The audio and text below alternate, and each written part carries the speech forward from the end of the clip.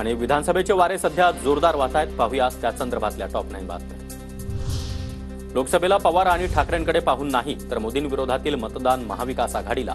विधानसभेला तिकीट देताना पहिलं प्राधान्य पक्षातील उमेदवाराला. पत्रकारांसोबतच्या अनौपचारिक गप्पांमध्ये राज ठाकरे यांचं वक्तव्य.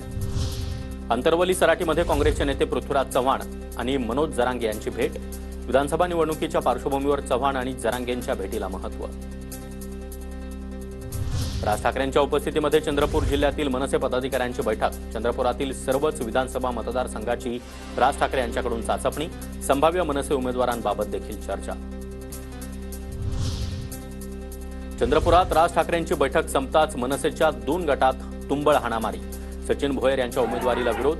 भोयर समर्थक आणि चंद्रप्रकाश बोरकर समर्थक यांच्यामध्ये हाणामारी.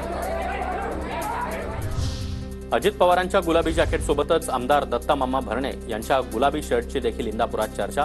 इंदापूरमध्ये होणाऱ्या जनसन्मान यात्रेच्या बॅनरवर दत्तामामांचा गुलाबी शर्ट घातलेला फोटो. पैसे घेऊन गुवाहाटीला पळून जाण्यापेक्षा मेलेलं बरं. माणसांचं सर्व हरवलं तरी चालतं, मात्र आत्मविश्वास हरायला नको. उन्मेष पाटील नक्की मंत्री होणार तर करण पवार यांचं अजून लग्नाचं वय, ते नक्की निवडून येतील. ठाकरे गटाचे आमदार उदयसिंह राजपूत यांचं वक्तव्य.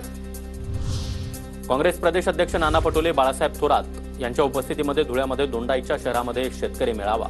विधानसभा निवडणुकीच्या पार्श्वभूमीवर शेतकरी मेळाव्याचं आयोजन. संभाजीनगरमधील पैठणच्या संत एकनाथ साखर कारखान्याचे चेअरमन सचिन घायाळ 15 सप्टेंबरला ठाकरे गटात प्रवेश करणार. पैठणसाठी दत्ता गोरडे आणि सचिन घायाळ यांच्यामध्ये रस्सीखेच होण्याची शक्यता. जळगावच्या पाचोऱ्यामध्ये शिंदे गटाचे आमदार किशोर पाटलांना धक्का. शिंदे गटातील शेकडो कार्यकर्त्यांचा ठाकरे गटात प्रवेश.